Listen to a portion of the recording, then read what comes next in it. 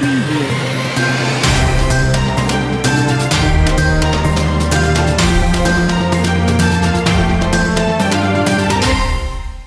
et messieurs, bonsoir et bienvenue dans le journal sur la Timefo Africa. Au sommaire, les choses bougent sur l'affaire du décès de Sokhna Astou à l'hôpital Sakhir Mbaye de Louga.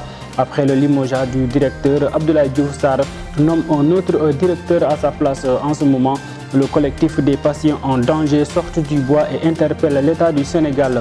Un nouveau braquage a été avorté à Badjouré ce matin. Le reportage Ramadan porte sur l'accoutrement des jeunes filles. La page internationale et celle sportive mettront fin à cette édition. Tout de suite, les explications.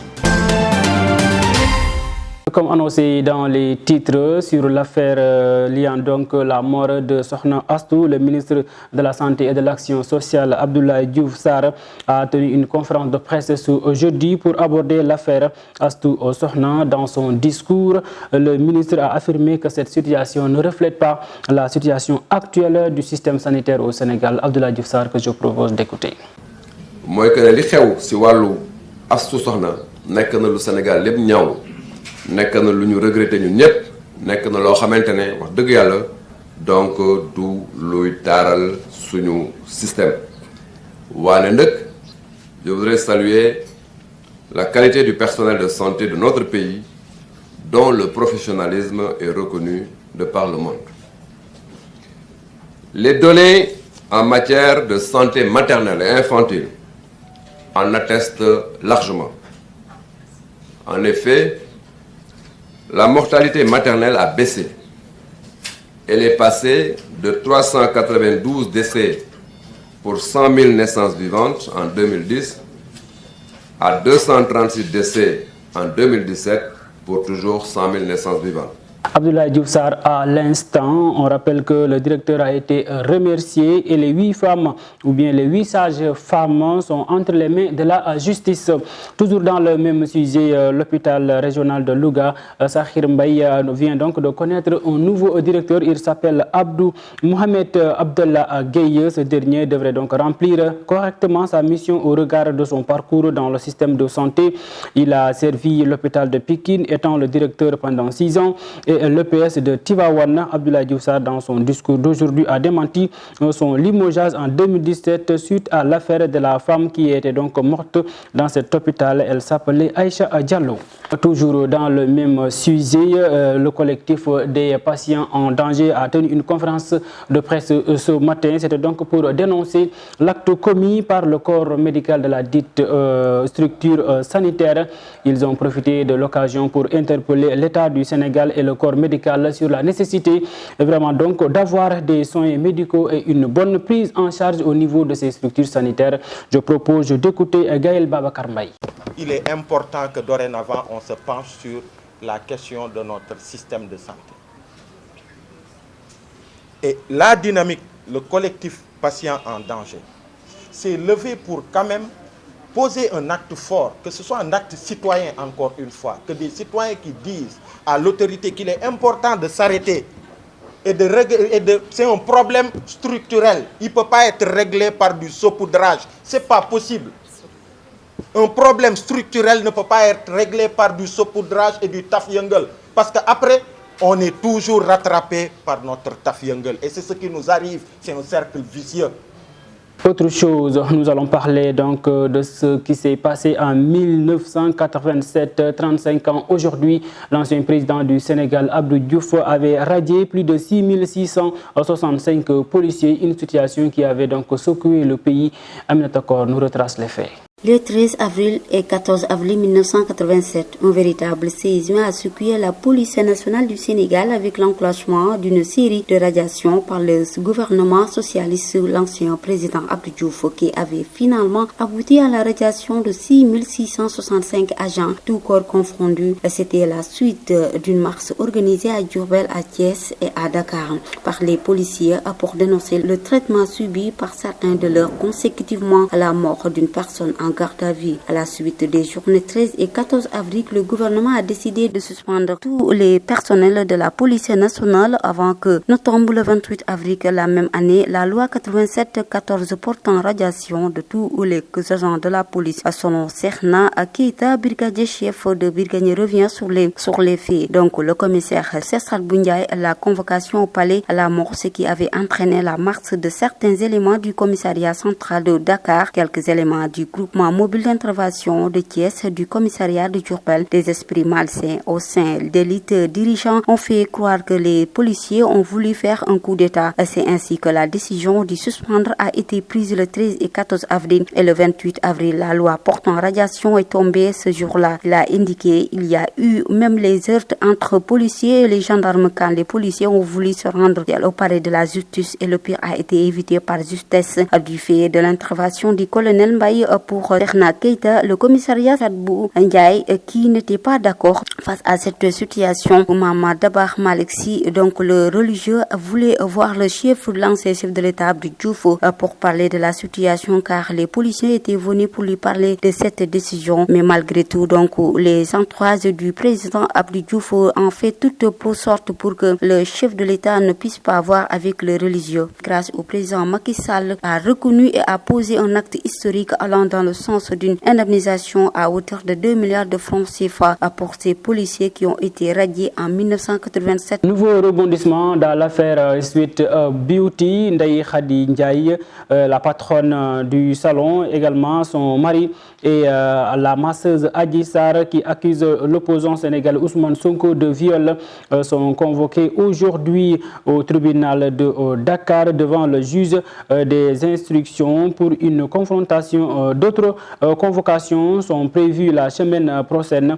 Selon certaines sources, il ressort des auditions précédentes plusieurs contradictions entre les dépositions de Ndaye Khady Ndiaye et son époux et Adji Sarr.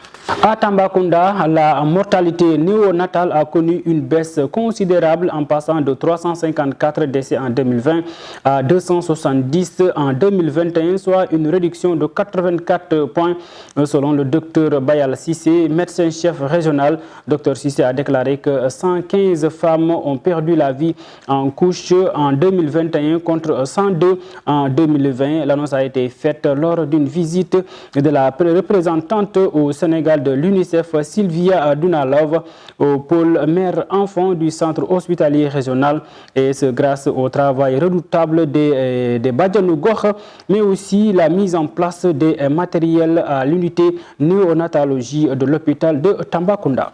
Société à présent, marabouter une femme pour l'épouser, voire même coucher avec elle est devenu une monnaie courante dans la société sénégalaise. Un acte complètement dénoncé par certains Sénégalais que nous avons tendu notre micro. C'est le reportage du sujet Barthélémy Colli. Certaines personnes utilisent les textes sacrés du Coran pour envoûter une femme afin de la marier. Un mauvais acte que certains jugent anormal. C'est pas normal. Parce que si vous marboutez une femme, tôt ou tard, ça va s'enlever et vous allez avoir des problèmes avec cette femme. Il faut chercher une femme avec qui vous aimez, vous la mariez. C'est mieux que d'aller voir un marabout ou bien autre chose pour avoir une femme. C'est pas normal. Inutile de marabouter une femme pour la marier, car ce que la main a fait, la main peut l'enlever tôt ou tard. Parce que Le maraboutage, vous le savez, ceux qui font cette pratique, tout ce que la main peut faire, ça peut s'enlever un jour. Il y a beaucoup d'exemples comme ça, mais ça n'aboutit pas après. Une fois que la femme revient à la raison, c'est des problèmes. Il faut marier avec une femme qui vous aime, mais pas la marabouter. Je suis contre ça. Non, moi, ça, je suis contre. L'utilisation du texte sacré, c'est pour faire du bien et non du mal à une personne qui vous ne aime pas. Le Coran est sacré, c'est pour faire du bien, mais il y a des gens qui l'utilisent pour faire du mal. En fait, ce qu'ils font sont peut-être envoûtés par le diable. Apprendre le Coran pour faire du mal à une femme pour l'épouser n'est pas recommandé par Dieu. Le plus sûr, c'est de faire du bien, mais également d'aimer une femme qui vous aime. extrême pour éviter des problèmes demain. Signalement d'hommes armés dans le Badjouré, nous sommes en Casamance. Selon les informations reçues par nos confrères de Seneweb, des hommes armés ont voulu faire irruption sur cet axe très emprunté par les voyageurs de la région sud en partance pour Dakar et vice-versa. L'armée ayant très tôt reçu l'information a dû bloquer la route nationale numéro 4 entre 2h du matin et 7h. Nous arrivons au reportage Ramadan. Aujourd'hui, nous allons parler du changement d'accoutrement des jeunes filles en ce mois béni de Ramadan. Un geste salué par bon nombre de Sénégalais. Et ceci, c'est pour donc ne pas causer des péchés autour donc des personnes qui les regardent. Suivons-les dans ce micro-trottoir réalisé par Alacham. Prie pour qu'Allah nous accorde un bon Ramadan, c'est le mois à profiter parce qu'on a la chance de vivre jusqu'à ce mois-là. La couverture, c'est pour tous les mois, on ne doit pas changer de comportement après le Ramadan, on doit continuer.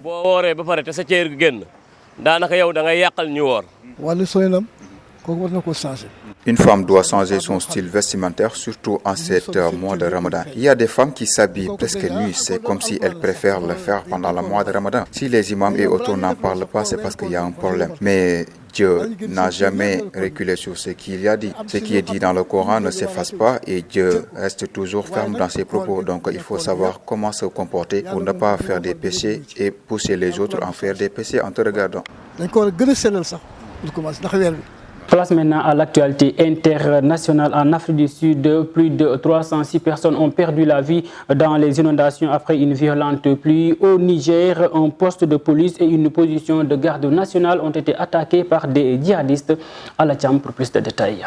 Un poste de police et une position de la garde nationale a été attaqué mardi au Niger. Ces attaques sont attribuées à des hommes lourdement armés. Selon les autorités, 7 policiers et 4 militaires ont été tués. L'une de ces attaques s'est produite dans les zones des 3 frontières où des groupes djihadistes ciblent régulièrement civils et forces de sécurité. D'après les autorités, mardi, les forces de sécurité ont été ciblées de 2 attaques distinctes perpétrées par des bandits armés non identifiés, selon les termes d'un communiqué du ministère de l'Intérieur. La première attaque s'est produite dans la région de Tillabéri, dans l'ouest, plus précisément au poste de police de Pelenke, à la frontière avec Burkina. 7 policiers ont été tués, plusieurs autres blessés, 6 véhicules ont été calcinés, plusieurs boutiques et denrées aux alentours ont été incendiées, indique le ministère de l'Intérieur. En mars et en octobre dernier, d'autres attaques menées par de présumés djihadistes avaient déjà été signalées dans cette localité très instable. La seconde attaque a visé une position de la garde nationale du Niger dans le Djado. Cela s'est passé dans la région Agadez,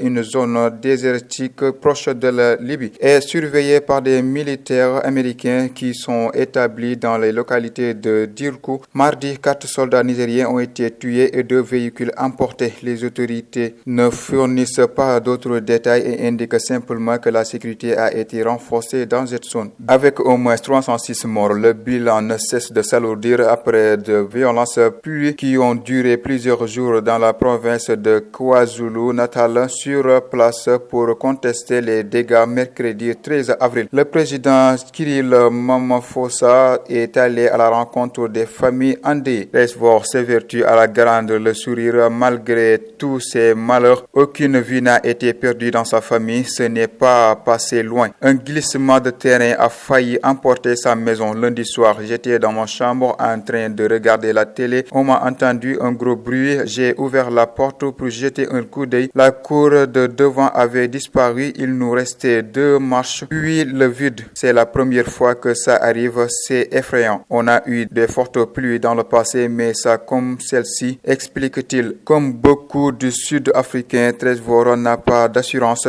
Toutes les réparations devront être payées de sa poche. Les dégâts dans toute la province de KwaZulu-Natal ont été considérés, explique Slim qui préside un groupe de... Merci beaucoup à la Tcham. La page sport, Alioune Cissé et Matarba iront au Qatar dans les jours à venir en Algérie. Djamel Belmadi donc sera bel et bien retenu par la fédération jusqu'en 2026. Suivons les détails dans cet élément. La passeport avec l'équipe nationale du Sénégal qui ira au Qatar en 2022. D'ailleurs, Aliou Cissé et son équipe telle que Matarba iront au mois de mai prochain pour débuter leur mondial. C'est le deuxième vice-président de la Fédération sénégalaise de football, Abdoulaye Sow, qui a donné l'information hier sur le plateau de Salon d'honneur, une émission de Walf TV. Le fédéral renseigne qu'Aliou Cissé, qui sera avec le ministre des Sports Matarba, se rendra au Qatar pour voir ce qu'il faudra améliorer et qu'on doit changer au camp de base des Lions trouvés là-bas au Qatar. Walfadjri renseigne que les Lions seront basés au Duhail Handball Sports Hall, une propriété de la Fédération qatarienne de handball. Le journal indique qu'il dispose de toutes les commodités avec notamment 60 chambres, un centre médical, un gymnase et une piscine. En Algérie, la fédération veut garder Djamel Belmadi jusqu'au mondial 2026 prévu en Amérique du Nord. Les négociations autour d'une prolongation du contrat du technicien avanceraient de manière positive selon DZ de foot. La proximité avec le début des éliminatoires de la CAN 2023 ont poussé la fédération algérienne à lui proposer un nouveau contrat. D'après le journal, ses objectifs sont évidemment de se qualifier pour cette compétition ainsi que d'atteindre au minimum le dernier carré de la CAN 2023 en Côte d'Ivoire. Arrivé donc sur le banc de l'Algérie en 2018, Djamel Belmadi avait permis au Fennec de remporter la Coupe d'Afrique des Nations 2019, la deuxième de leur histoire après celle de 90. En lutte avec frappe, le combattant attendu Papa Sow Site a été ficelé. Les amateurs qui ont salivé donc sans jamais savourer ce combat peuvent se frotter les mains. Le choc qui devait donc se tenir le 5 décembre 2021 avait été annulé pour fait de violence malgré les tentatives du promoteur Pape Abdoufal de le reprogrammer. Cette fois-ci, c'est une autre structure, Jambar Productions, qui est donc passée à l'acte. Papa Sow s'est d'ailleurs même fait le plaisir de le poster sur WhatsApp. Le combat vient d'être ficelé. Let's go les gars, a écrit le chef de file de l'académie Jambar Wrestling. Des sources renseignent également que le combat est bel et bien ficelé et les deux managers et le promoteur sont d'ailleurs attendus ce matin au comité national de gestion de la lutte sénégalaise. Mesdames et messieurs, c'est la fin de ce journal. Merci de l'avoir suivi. On vous donne rendez-vous demain sur la Time for Africa. Bonsoir.